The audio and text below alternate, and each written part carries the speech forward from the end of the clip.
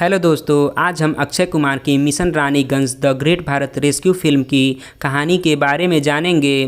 Film की शुरुआत पश्चिम बंगाल के रानीगंज के कोयले की खदानों से होती है। 13 नवंबर 1989 का समय था जब रात के समय लगभग 250 मजदूर कोयले की खदानों में काम कर रहे थे।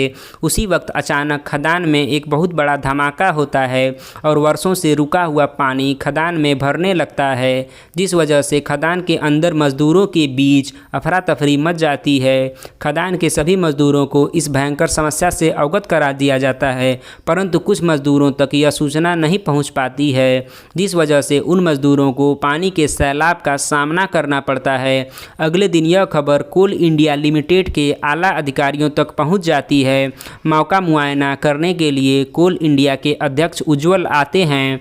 वहां उपस्थित लोग ऐसा अनुमान लगाते हैं कि अंदर फंसे लोगों का रेस्क्यू करना इम्पॉसिबल है और यह खबर भी पता चलती है कि खदान में केवल 65 लोग ही फंसे हुए हैं।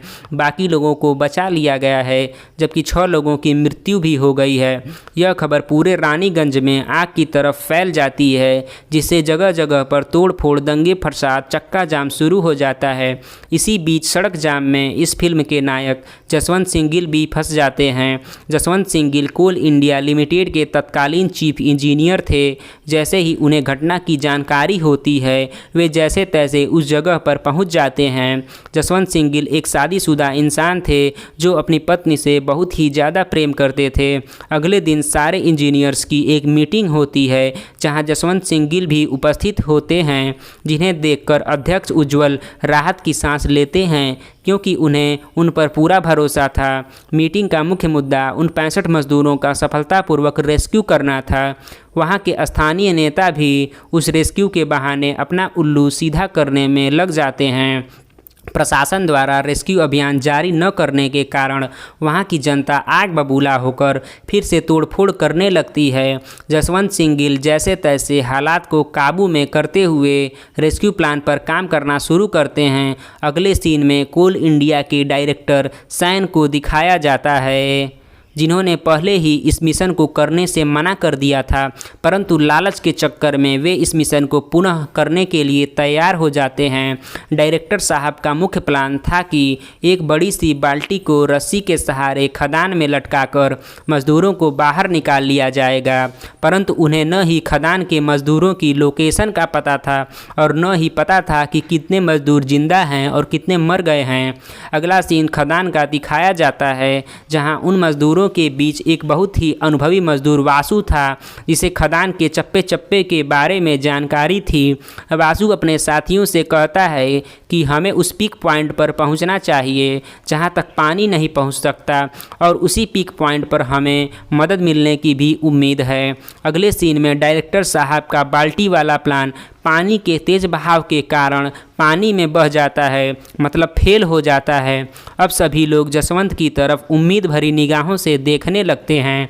जसवंत उन मजदूरों को बहुत ही अच्छी प्रकार से जानता था कि उन्हें ज़रूर पीक पॉइंट के बारे में पता होगा। अगले क्षण जसवंत उन मजदूरों की लोकेशन का पता लगाने लगता है, जिसके लिए 2 माइनिंग एक्सपर्ट्स को बुलाया जाता है, जो उस पीक पॉइंट को खोज निकालते हैं जहां खुदाई करनी होती है। अगले सीन में मजदूर वासु की बात मानते हुए पीक पॉइंट की ओर निकल पड़ते हैं। रास्ते में उन्हें पानी के सैलाब का सामना करना पड़ता है, परंतु सबसे बड़ी समस्या तो तब आती है जब पीक पॉइंट से पहले उन्हें एक बड़े से बाल के रूप में मार्ग अवरोधक का सामना करना पड़ता है।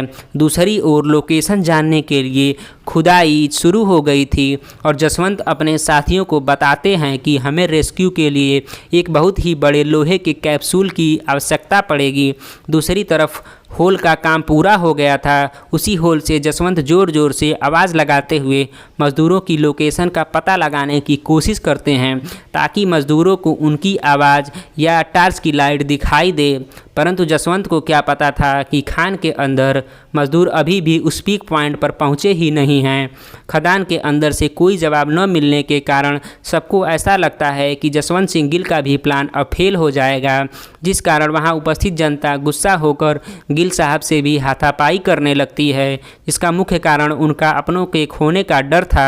दूसरी तरफ खदान के अंदर मजदूर उस अवरोधक को तोड़ देते हैं और उन्हें लटकी हुई टार्च दिखाई देती है और वे खुशी से चिल्लाने लगते हैं, परंतु उसके पहले कोई जवाब न मिलने के कारण टार्च ऊपर खींचता देखकर वे दुखी होकर ज़ोर ज़ोर से चिल्लाने लगते हैं, जिनकी आवाज़ किसी को सुनाई नहीं देती है। परंतु जसवंत सिंह गिल के कानों तक अचानक आवाज़ पहुंच जाती है और उन्हें पता चल जाता है कि मजदूर अभी भी जिंदा हैं। उनसे संपर्क साधते हुए जसवंत सिंह गिल सारी जानकारी इकट्ठा करते हैं, लेकिन सबसे बड़ी समस्या उस बड़े से कैप्सूल को खदान के अंदर भेजना था और उससे भी बड़ी एक समस्या थी कि खदान के अंदर खतरनाक गैस के लीक होने की थी, जिससे मजदूरों की जान भी जा सकती थी।